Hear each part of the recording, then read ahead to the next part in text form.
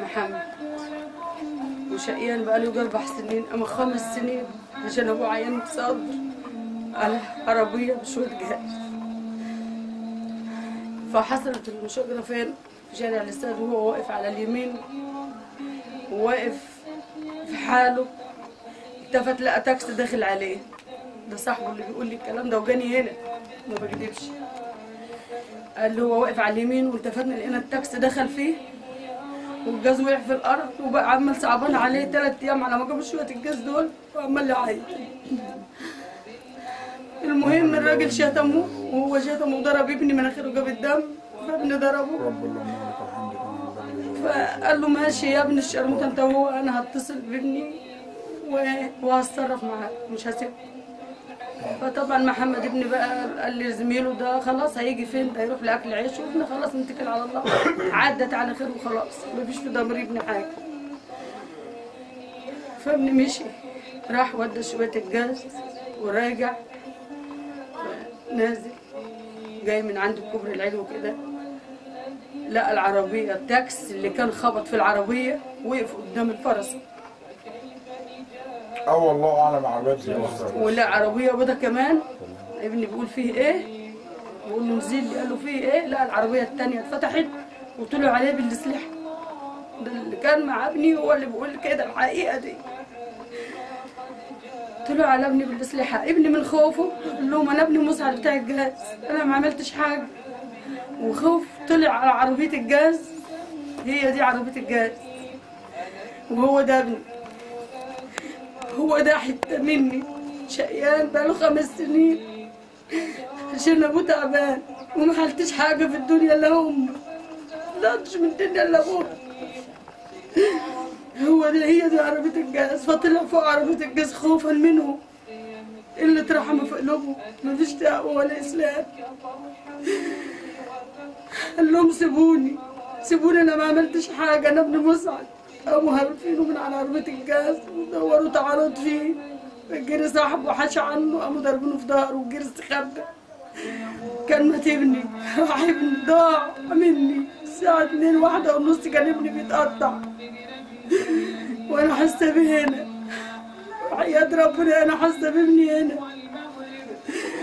فالواد جري استخبى وسمعهم قالوا ده يلا مات. العربية خدت الأسلحة وجريت البيضة والراجل شاله في التاكسي هو وابنه والله أعلم معاه مين. قال له هنرميه عند الجامعة أو في أي حتة. دخل على أولاد خطأ قاموا طالبين النجدة. على ما النجدة جت كان التاكسي مشي بابني راح ضاع. فخدوا اللي هو صاحي اللي كان زميل ابني وراحوا لحقوه بيفتحوا التاكسي ويرموا بيه. في انت وهو قال له ده احنا جايبين نسعفه. رد اللي معاه ابني قال لهم لا ده هو ده اللي مموته وهم دول اللي مموتينه وناس جريت وضربني. ده يرضي الناس؟ الظلم ربنا ما يرضيهوش.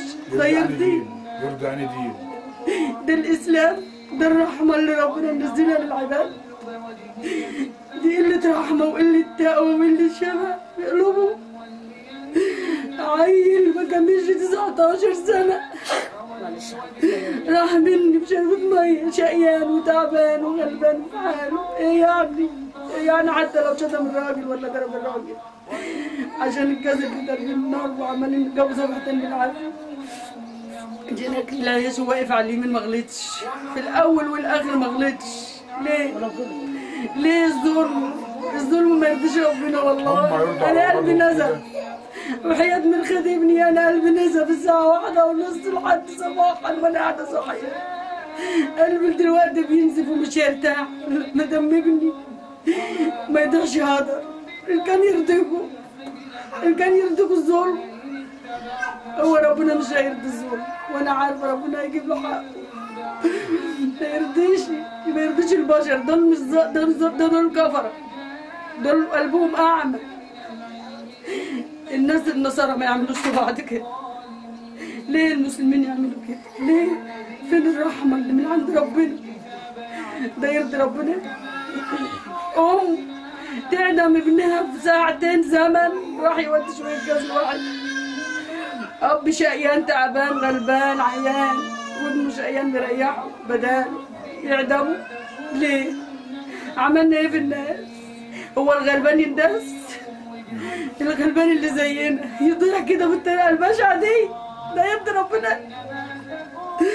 ده يرضي ربنا؟ الناس الغلابه اللي متدرى في الحيطه ما حلتناش والله العظيم حاجه، ولا انا عايزه حاجه من الدنيا والله، ما حلتنا حاجه. احنا غلابه قوي قوي قوي قوي، مش عايزين حاجه وبنتدرى قوي قوي، لا بنقعد حد ولا بنمشي حد. ليه يشخصوا لنا الناس ديت ويقطعوا في لحمنا على الحية؟ ليه؟ ليه يموتوا ابني مني وياخدوا ابني مني ليه؟ أنا عايزة الإسلام والناس اللي عندها تقوى ورحمة يقولوا كلمة حق في دم محمد مسعد أحمد عبد السلام.